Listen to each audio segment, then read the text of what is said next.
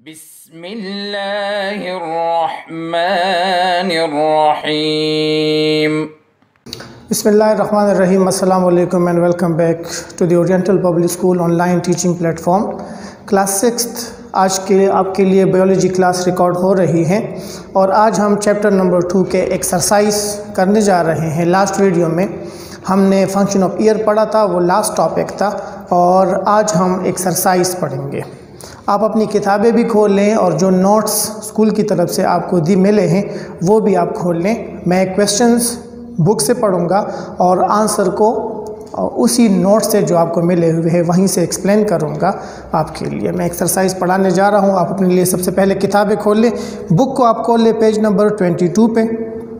Page number 22 पे आपके पास question answer मौजूद है। क्वेश्चन नंबर 1 से लेकर क्वेश्चन नंबर 11 तक क्वेश्चंस मौजूद हैं और इसके आंसर हमने ऑलरेडी आपके साथ शेयर किए हुए हैं, व्हाट्सएप के थ्रू भी शेयर किए हैं और आपने स्कूल से आप उसको हार्ड फॉर्म में या सॉफ्ट फॉर्म में भी आप हासिल कर सकते हैं। जिनके पास है वो खोल ले और जिनके पास नहीं है उसको आप स्कूल से ये नोट्स आप हासिल कर ले। हमने रिटन फॉर्म में ये नोट्स लिखे हुए हैं, मैं आपके साथ स्क्रीन पे शेयर कर लेता हूँ। ये क्वेश्चंस हैं, ये आपके क्वेश्चंस हैं और ये हमने इसके आंसर लिखे हुए हैं। ये इसके आंसर हैं, यहाँ पे आप देख लें, 1 2 3 की शक्ल में आंसर लिखे हुए हैं। इसी आंसर्स को आपने अपने नीट नोटबुक में लिखना भी है, लेकिन आज की वीडियो लेक्चर में मैं इसको एक्सप्लेन करने जा रहा हूँ। इसमें अगर कोई डाउट होगा, आप अगर किसी चीज़ को नहीं समझ रहे तो वो इंशाल्लाह आपको क्लियर हो जाएगा। ठीक है, आप ज़रा अपने बुक को देख लें। मैं क्वेश्चन नंबर 1 रीड करने जा रहा हूँ। क्वेश्चन नंबर 1 हमारा आपका है, if you were blindfolded and given a number of different objects to handle, what could you tell about them using only the sensitivity of your finger? Question का मतलब है कि अगर आपके आंखों पे पट्टी बांध ली जाए, आपकी आंखें बंद कर ली जाए और आपको कुछ चीज़ें दे दी जाएं तो अपने फिंगर की सेंसिटिविटी से, अपने फिंगर की मदद की अपने फिंगर्स की मदद से आप उन चीज़ों के बारे में क्या बता सकते हैं। ये आपसे क्वेश्चन पूछा गया है कि अगर आपकी आंखें एक पट्टी की मदद से बंद कर दी जाए और आपको कुछ चीज़ें दे दी जाएं कि इनके बारे में आप बताएं कि ये क्या है, तो उन चीज़ों के बारे में आप क्या कुछ बता सकते हैं। ये आपसे क्वेश्चन पूछा गया है। तो ये इसका बिल्कुल सिंपल सा जवाब है। हम अगर अपने आंखों पे पट्टी बांध लें या अपनी आंखें बंद कर लें तो किसी भी चीज़ के बारे में अगर हम अपनी फिंगर की मदद से बताना चाहें तो हम अपनी फिंगर की मदद सिर्फ इतना बता सकते हैं कि ये चीज़ स्मूथ है, रफ़ है, ठंडा है, गर्म है या उसकी शेप कैसी है, यही चीज़ें बता सकते हैं। ठीक है, तो इसका आंसर है यहाँ पे लिखा हुआ है, आप अपने नोट्स में देख लें। We can tell about their shape, texture and whether they feel warm और कोल्ड, यानी उसका टेक्सचर कैसा है, वो शेप उसका कैसा है और उसका टेम्परेचर क्या है, गर्म है या ठंडा है। सिर्फ इतना ही हम अपने फिंगर की मदद से बता सकते हैं। ठीक है, क्वेश्चन नंबर 2 आपका है, a few people are born without sense of pain, explain how this might put their health and their lives at risk. कुछ लोग बिना सेंस ऑफ पेन के पैदा होते हैं, यानी पैदाइशी तौर पे उनके बॉडी के अंदर सेंस ऑफ पेन मौजूद नहीं होता, यानी वो दर्द को महसूस नहीं कर सकते। उसके अगर कोई बॉडी पार्ट ज़ख्मी हो जाता है तो उन्हें पता नहीं चलता, क्योंकि वहाँ पे सेंस ऑफ पेन मौजूद नहीं होता, तो ब्रेन को पता नहीं चलता कि बॉडी ज़ख्मी हो गई है। तो ये उन लोगों के लिए कैसे ख़तरनाक है। तो ये बात बिल्कुल सिंपल है। सेंस ऑफ पेन, इसका जवाब क्या है? सेंस ऑफ पेन हमें बताता है कि बॉडी के किस हिस्से में प्रॉब्लम है, क्योंकि कोई हिस्सा अगर डैमेज हो जाता है, ज़ख्मी हो जाता है, तो सेंस ऑफ पेन से हमें पता चलता है, वो जगह दर्द करता है, हमें पता चल जाता है, तो हम उसकी पट्टी करवाते हैं, इलाज करवाते हैं। ये हमें सेंस ऑफ पेन बताता है। लेकिन अगर किसी में सेंस ऑफ पेन मौजूद नहीं है तो उन्हें फिर कोई बॉडी पार्ट ज़ख्मी हो जाता है या बॉडी का किसी हिस्सा किसी ख़तरनाक नुकीली चीज़ के साथ लग जाता है तो बॉडी पार्ट डैमेज होता जाएगा और बंदे को पता नहीं चलेगा। तो इससे बॉडी के ज़्यादा डैमेज होने का भी ख़तरा होता है और ज़्यादा खून बह जाने की वजह से इंसान की मौत भी हो सकती है। तो ये उनके लाइफ के लिए भी डेंजरस है और वो फर्स्ट एड भी सीख नहीं करेंगे। तो इसका जवाब है, people born without a sense of pain might be unaware of an injury or illness and so not seek first aid or treatment, यानी ऐसे लोगों को उनके ज़ख्म के बारे में पता नहीं चलेगा और वो कोई इलाज या फर्स्ट एड उसको नहीं लेंगे। ठीक है। क्वेश्चन नंबर 3 है आपका, apart from the cell which detect smell, what other types of sensitive cells or receptors must be present on tongue? टंग का काम आप जानते हैं कि टंग का काम है टेस्ट को डिटेक्ट करना।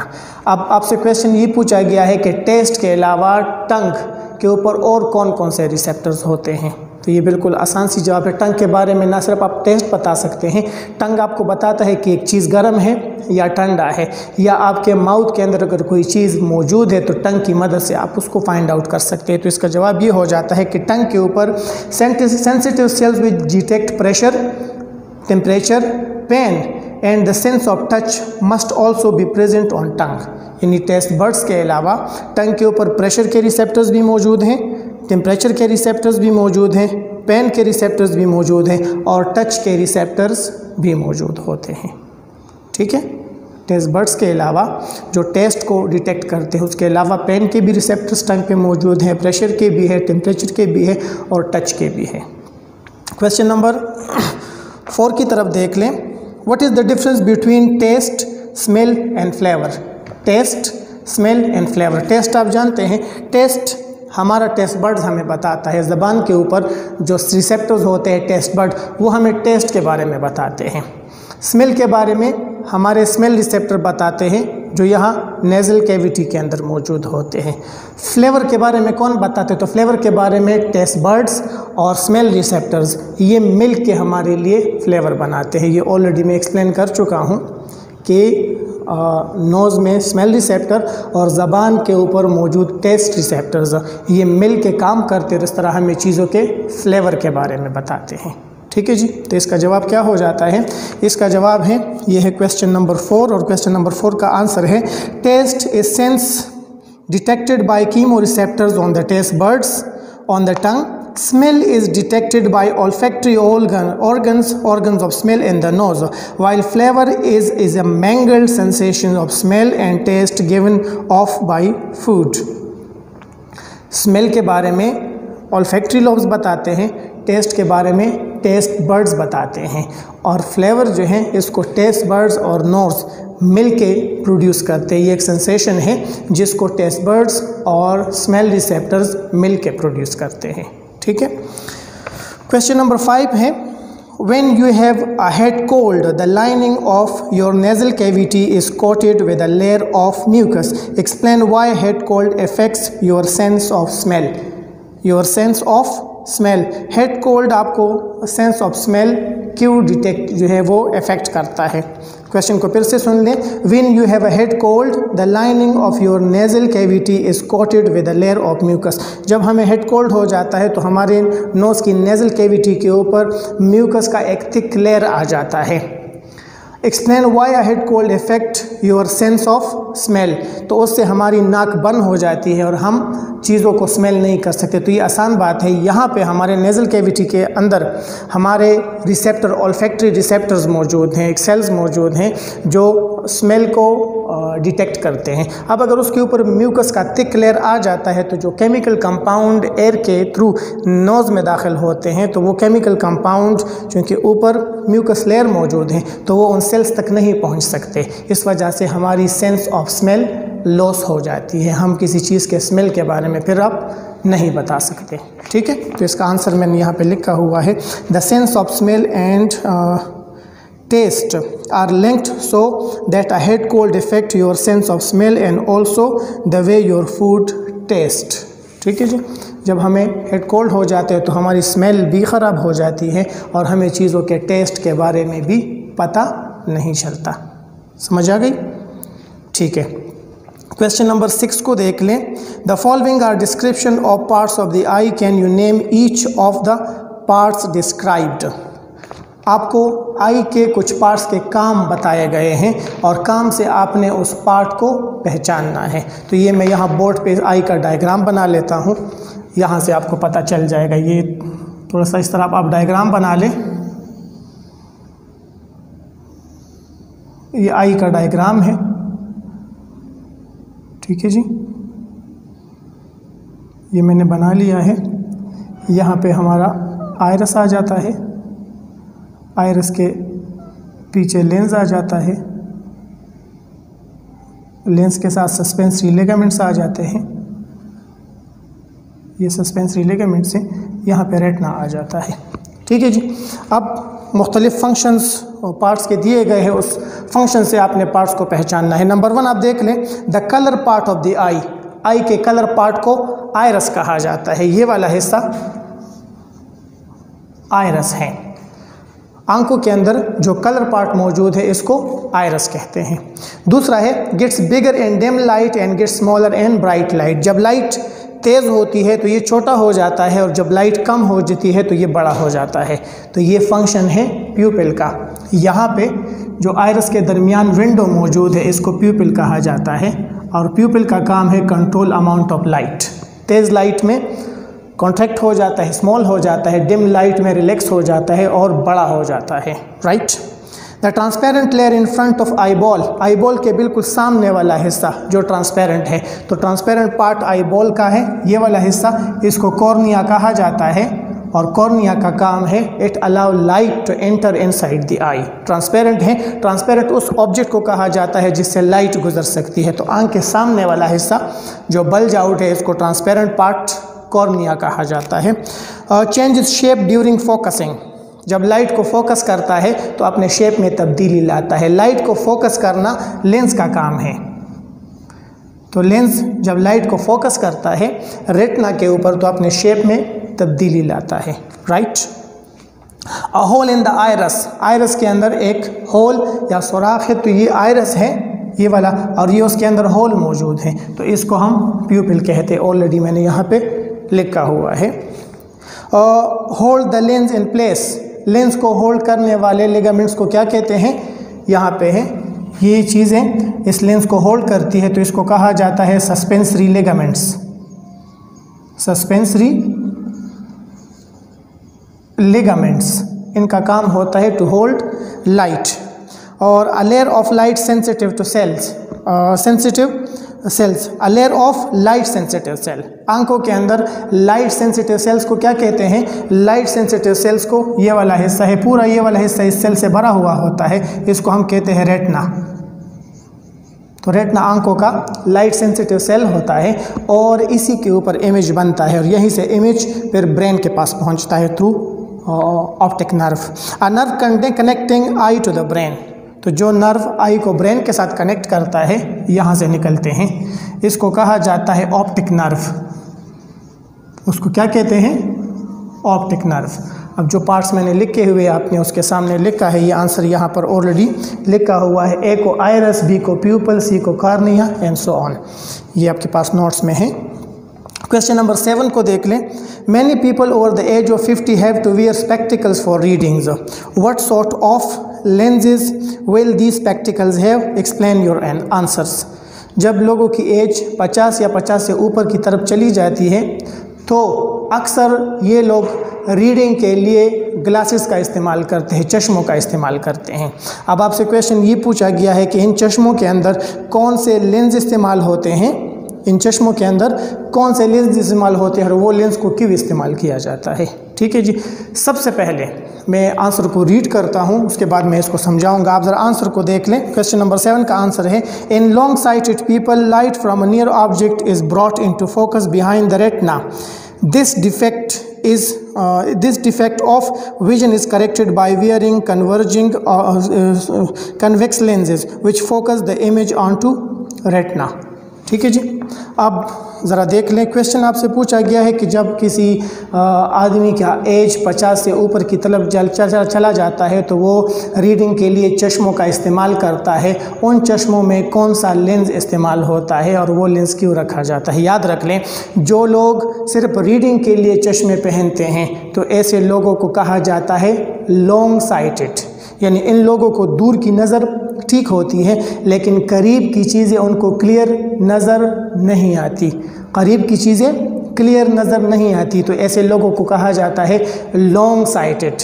लॉन्ग साइटेड लोग रीडिंग के लिए चश्मे पहनते हैं और जब रीडिंग नहीं करते तो वो चश्मे उतार देते हैं और उनको दूर की चीज़ें क्लियर नज़र आती है। तो इस कंडीशन को लॉन्ग साइटेडनेस कहा जाता है। और लॉन्ग साइटेडनेस को हम करेक्ट करते हैं by wearing convex lens. Convex lens को हम करेक्ट करते हैं। वजह ये होती है कि जो रेज दूर से आ रहे हैं, फॉर एग्जांपल यहाँ पे आप देख लें, यहाँ पे मैं आई का डायग्राम बना रहा हूँ, यहाँ पे रेज दूर से आ रहा है, जो दूर से रे आ रहा है यहाँ से आ रहा है दूर से, तो ये तो एग्जैक्टली रेटिना के ऊपर फोकस हो जाता है, यहाँ पे ये रेटिना के ऊपर फोकस हो जाता है। लेकिन अगर रे यहाँ करीब से आ रहा है तो ये फिर रेटिना के पीछे फोकस होता है, इधर यहाँ पे फोकस होता है, तो ये चीज़ क्लियर नज़र नहीं आता, ये चीज़ क्योंकि ये रेटिना के पीछे फोकस हो जाता है तो करीब वाले चीज़ क्लियर नज़र नहीं आएगा। इसलिए ये लोग रीडिंग के लिए चश्मे पहनते हैं। और चश्मों के अंदर कौन सा लेंस इस्तेमाल होता है? कन्वेक्स लेंस हम इधर लगा लेते हैं, ये कन्वेक्स लेंस है। अब अगर रे यहाँ पे आएगा तो ये इसको फोकस करवा देते हैं, फिर ये लेंस से गुजरता है इस तरह से और लेंस इसको एग्जैक्टली रेटिना के ऊपर फोकस करवा देता है। अब ये इमेज क्लियर नज़र आता है। ठीक है, तो जब इसका जवाब ये हो जाता है कि जब हमारी एज 50 से ऊपर की तरफ चली जाती है तो हम लॉन्ग साइटेडनेस का शिकार हो जाते हैं।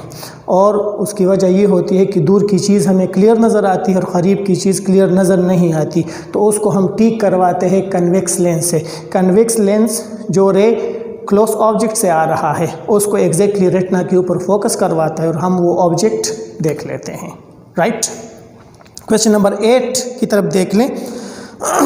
What is the difference between short-sightedness and long-sightedness? Short-sightedness क्या है और long-sightedness क्या है? And what cause these defects of vision and how are these corrected? ठीक है जी, तो शॉर्ट साइटेडनेस ऑलरेडी आप जानते हैं। शॉर्ट साइटेडनेस में हमें करीब की चीज़ें क्लियर नज़र आती हैं, दूर की चीज़ें हमें क्लियर नज़र नहीं आती। और लॉन्ग साइटेडनेस में हमें दूर की चीज़ क्लियर नज़र आती है और करीब की चीज़ क्लियर नज़र नहीं आती। ठीक है, अब इसका आंसर आप ज़रा चेक कर ले, आप आंसर को देख लेंगे। आंसर नंबर 8 है, short sightedness is usually caused by eye balls are too long. Short sightedness की वजह क्या है? शॉर्ट साइटेडनेस में आई बॉल क्या हो जाता है? टू लॉन्ग हो जाता है, आई बॉल टू लॉन्ग हो जाता है। अब अगर आई बॉल टू लॉन्ग होगा शॉर्ट साइटेडनेस में तो जो रे करीब से आएगी वो तो रेटिना के ऊपर फोकस होगी, लेकिन जो दूर से आएगी वो रेटिना के ऊपर फोकस नहीं होती। ठीक है ना, अब उसको ठीक करने के लिए हम क्या करते हैं? हम कनकेव लेंस को लगाते हैं। क्या लगाते हैं? Concave lens. उसको कनकेव लेंस से ठीक किया जाता है क्योंकि कनकेव लेंस रे को पीछे की तरफ चले जाता है और वो फोकस हो जाता है रेटिना के ऊपर। तो आंसर को देख लें। Short sightedness is usually caused by eyeballs that are too long so that the light from a distant object is focused in front of retina. जो दूर से रे आता है वो रेटिना के सामने फोकस हो जाता है। Short sightedness corrected by wearing concave lenses. ठीक है, और दूसरी बीमारी है लॉन्ग साइटेडनेस। देखिए ये मैंने मेन पॉइंट इधर लिख लिया है। शॉर्ट साइटेडनेस किसे कहते हैं? तो इसका जवाब है शॉर्ट साइटेडनेस वो कंडीशन है जिसमें हमें करीब की चीज़ें क्लियर नज़र आती है, दूर की चीज़ें ब्लर नज़र आती है। इसकी वजह होती है कि आई बॉल टू लॉन्ग हो जाता है, जिसकी वजह से जो दूर से रे आता है वो फोकस होता है रेटिना के सामने। अब उसको ठीक करने के लिए हम कनकेव लेंस लगाते हैं। तो कनकेव लेंस जब कॉर्निया के ऊपर लग जाता है तो दूर से आने वाला रे वो फिर फोकस है रेटिना के ऊपर और वो चीज़ हमें फिर क्लियर नज़र आती है। दूसरी है लॉन्ग साइटेडनेस। लॉन्ग साइटेडनेस जिस तरह नाम से पता चलता है, लॉन्ग साइटेडनेस में हमें दूर की चीज़ क्लियर नज़र आएगी लेकिन करीब पड़ी हुई चीज़ ब्लर नज़र आती है। करीब पड़ी हुई चीज़ ब्लर नज़र आती है। उसकी वजह क्या होती है? उसकी वजह होती है too short eye ball. Too short eye ball, eye ball छोटा हो जाता है तो रेटिना आगे की तरफ आ जाता है। अब दूर से जो रे आ रहा है वो तो फोकस हो रहा है एग्जैक्टली रेटिना के ऊपर, लेकिन जो रे करीब से आ रहा है वो रेटिना के पीछे फोकस होता है, तो पीछे और सामने वाला पार्ट ब्लाइंड स्पॉट है वो क्लियर नज़र नहीं आता। अब इस कंडीशन को हम ठीक करवाते हैं बाय वियरिंग कन्वेक्स लेंस, इसको हम किससे ठीक करवाएंगे? कन्वेक्स लेंस से। कन्वेक्स लेंस रे को रेटिना के ऊपर फोकस कर लेगा और हम चीज़ देख लेते हैं। तो आंसर को देख लें फिर से। Short sightedness is usually cause by eyeball that are too long so that the light from a distant object is focused in front of the retina. Short sightedness is corrected by wearing concave lenses. Long sightedness is caused by short eyeball. Light from a distant object is brought to focus on the retina, but from a close object is focused behind the retina. This defect of vision is corrected by wearing convex lenses which focus the image on retina. ठीक है, question number 9 की तरफ आ जाएं। Question number 9 है how is eye like a camera और camcorder and how is different. आँख किस तरह एक कैमरे की तरह है और ये किस तरह एक कैमरे से मुख्तलिफ है। तो ये बहुत आसान इसका जवाब है। आँख कैमरे की तरह है क्योंकि कैमरा भी तस्वीर निकालता है और हमारी आँख भी तस्वीर निकालती है। कैमरा भी लाइट सेंसिटिव होता है, हमारी आँख भी लाइट सेंसिटिव होती है। कैमरे के अंदर भी लेंस होता है, हमारे आँखों में भी लेंस मौजूद होता है। कैमरे के अंदर भी लाइट सेंसिटिविटी पाई जाती है और हमारे आँखों के अंदर भी लाइट सेंसिटिविटी लेयर मौजूद है जिसको हम रेटिना कहते हैं। तो इन तमाम वजूहात की बिना पर आँख एक कैमरे की तरह है। आँख कैमरे से मुख्तलिफ इस वजह से है कि आँखों के अंदर जो लेंस इस्तेमाल होता है और कैमरे के अंदर जो लेंस इस्तेमाल होता है वो दोनों मुख्तलिफ हैं। कैमरे की मदद से जब आप किसी ऑब्जेक्ट को फोकस करते हैं तो लेंस को आपने कभी ऑब्जेक्ट के करीब करना होता है, कभी आपने लेंस को ऑब्जेक्ट से दूर लेकर जाना होता है। लेकिन हमारी आँखों में लेंस वो अपनी जगह तब्दील नहीं कर रहा बल्कि अपने शेप में तब्दीली लाता है। अब लेंस का शेप जो है वो जो कैमरे का लेंस है उसका शेप तब्दील नहीं होता, उसको आपने इमेज के करीब लाना होता है या इमेज से दूर करना होता है जिससे वो फोकसिंग करवाता है। लेकिन हमारे आई के लेंस का ये कमाल है कि वो एक जगह पे खड़ा होगा, अपने शेप में तब्दीली लाकर वो फोकसिंग करवाता है। तो यही वजह से आँख कैमरे से मुख्तलिफ हैं। ठीक है, आप देख लें। The eye is like a camera or camcorder in that it has a lens, a light sensitive screen, the retina, and a means of regulating the amount of light reaching the retina, the iris. The eye is different because a camera focuses by moving the lens nearer or further away from the objects, while the lens in the eye able to change shape to focus on a near or distant object. तो यही मतलब होगा कि फ़र्क उसमें ये है आई में और कैमरे में कि आई के लेंस अपने शेप में तब्दीली लाकर फोकसिंग करवाता है, जबकि कैमरे के लेंस को आपने उसको आगे पीछे करवा कर आपने उसकी फोकसिंग करवानी होती है। राइट। क्वेश्चन नंबर 10 है in your own word describe how the year turns sound waves into nerve impulses. ये हम ऑलरेडी पढ़ चुके हैं। हमारा ईयर साउंड वेव्स को इम्पल्सेस में कैसे कन्वर्ट करता है। तो याद रख लें, साउंड वेव्स आती है एक्सटर्नल ईयर के थ्रू, एक्सटर्नल ईयर पेन्ना के थ्रू ईयर में दाखिल होती है, एक्सटर्नल ऑडिटरी कैनाल से होकर गुजरती है, सामने ईयर ड्रम लगा हुआ है, ईयर ड्रम के साथ टकराती है जिससे ईयर ड्रम वाइब्रेट हो जाता है। वहाँ से वाइब्रेशन 3 छोटी छोटी हड्डियों के ज़रिए ट्रांसफ़र होती है और मेन हेयरिंग आर्गन कोक्लिया में पहुँचती है। कोक्लिया जब वाइब्रेट हो जाता है तो इसके अंदर मौजूद लेम्फ भी वाइब्रेट होता है और उसी वाइब्रेशन से इलेक्ट्रिकल इम्पल्सेस प्रोड्यूस होती है जो ब्रेन तक पहुंचती है और ब्रेन उसको ट्रांसलेट करके साउंड में कन्वर्ट करती है और इस तरह हम साउंड सुन लेते हैं। ठीक है जी, साउंड वेव्स को इलेक्ट्रिकल इम्पल्सेस में कन्वर्ट करके हम आवाज़ सुन लेते हैं। राइट। अब इसकी ज़रा जवाब इसका ये हो जाता है, sound waves are collected by the ear pinna और ear lobe. The sound waves pass down to eardrum. Eardrum, it makes the eardrum vibrate. Behind the eardrum is a chain of 3 small bones called the ossicles या hammer, anvil या stirrup उसको कहते हैं. These bones connect the eardrum with another sheet of skin called the oval window.